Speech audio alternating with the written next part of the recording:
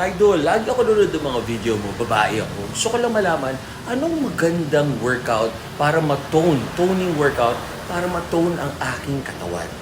Okay, unang-una, lahat ng workout, nakaka-tone, nakaka-build ng muscle. Ang rep range na 8 to 15 builds and stimulates muscle, lalo na pag resistance training. Ang tawag dyan is progressive overload, parang body sculpting.